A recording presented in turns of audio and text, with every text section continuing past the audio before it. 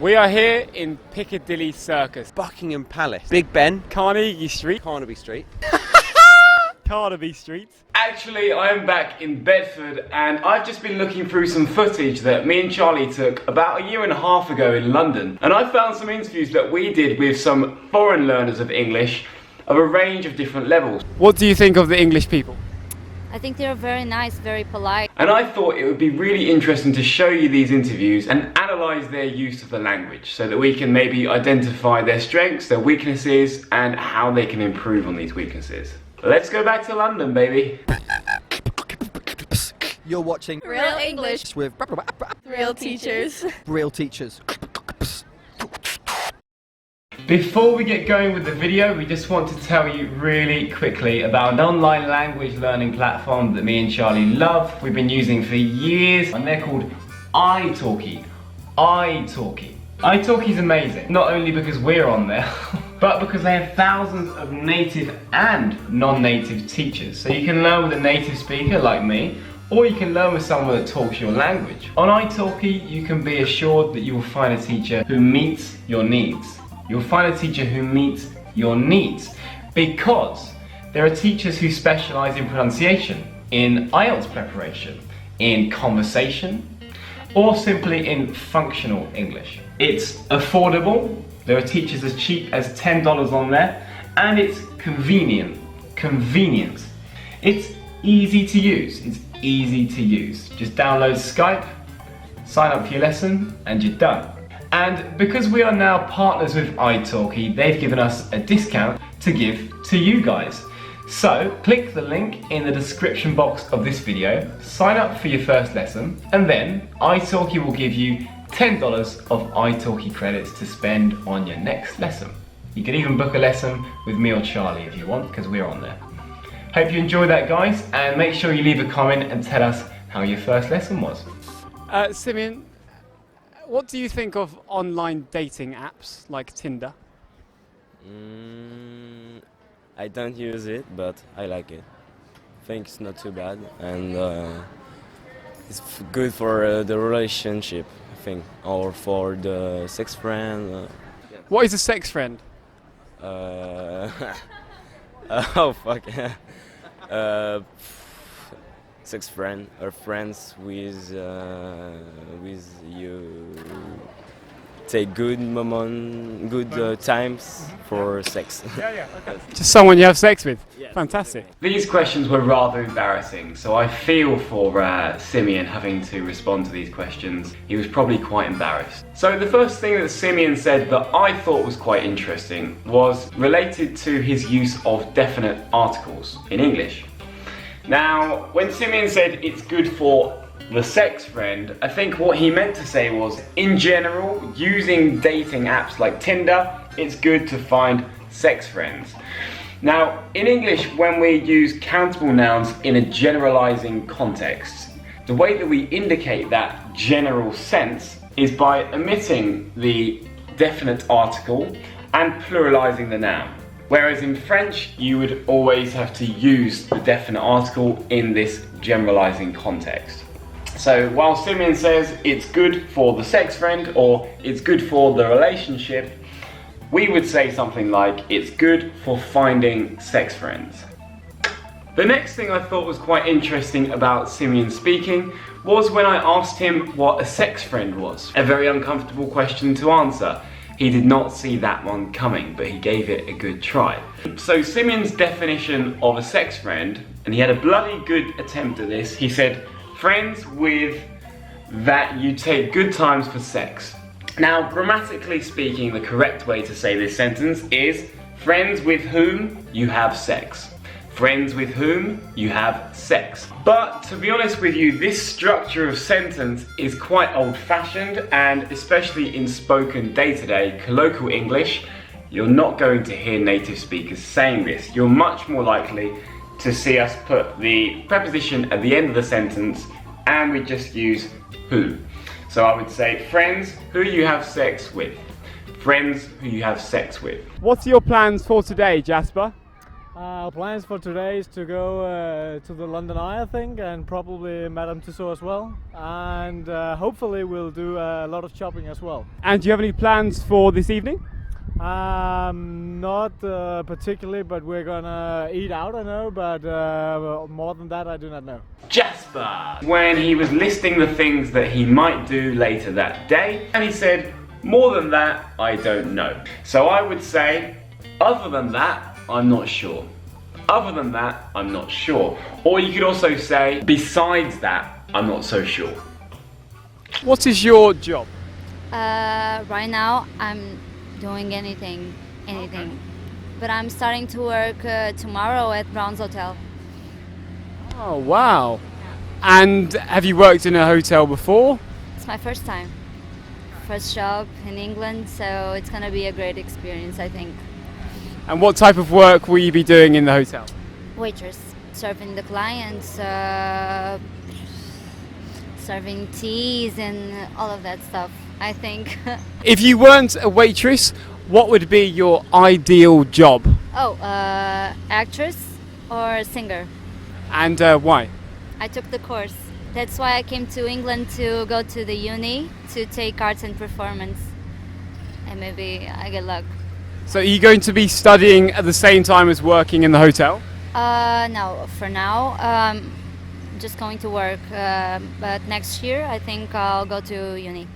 Yeah. Fantastic. Now we're on to Deborah, the lovely, lovely Deborah. There was one thing that Deborah said that could cause some confusion. I said, what do you do for work? And she said, I'm doing anything. Now, I'm doing anything, that means there are no limits to the things that Deborah would do.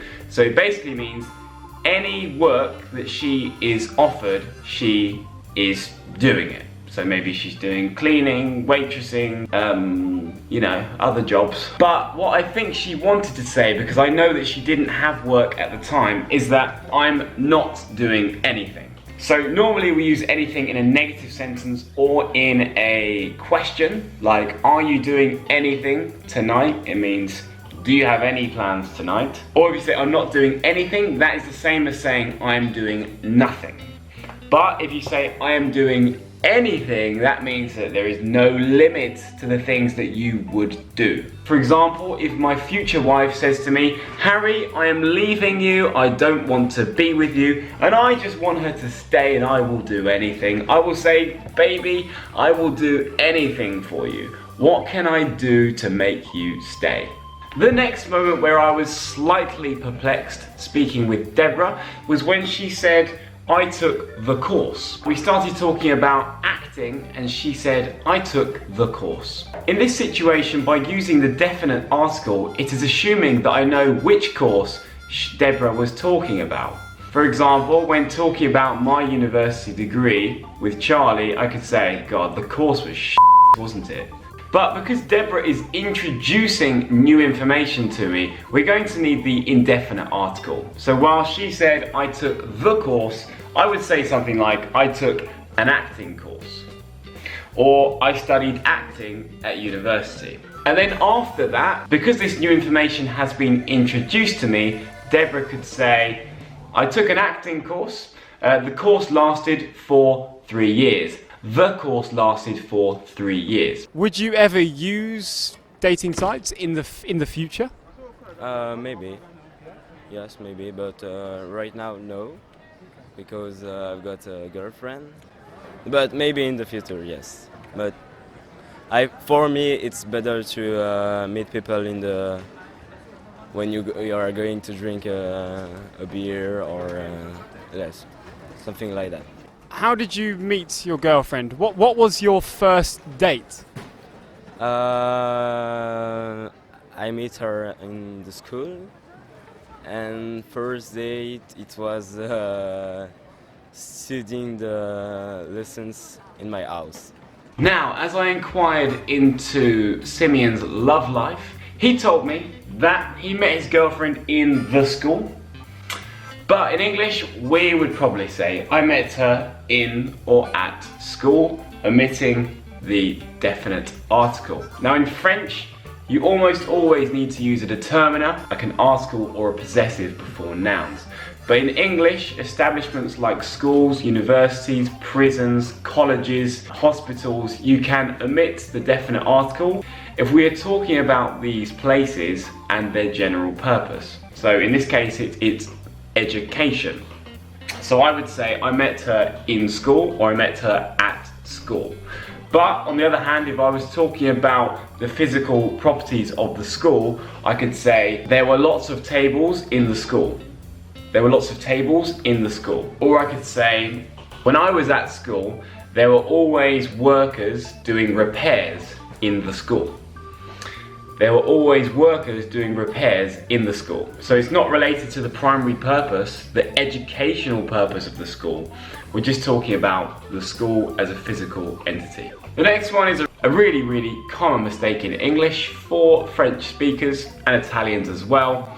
And Simeon said, my first date with my girlfriend was in my house. So he was not aspirating and therefore not creating the H sound.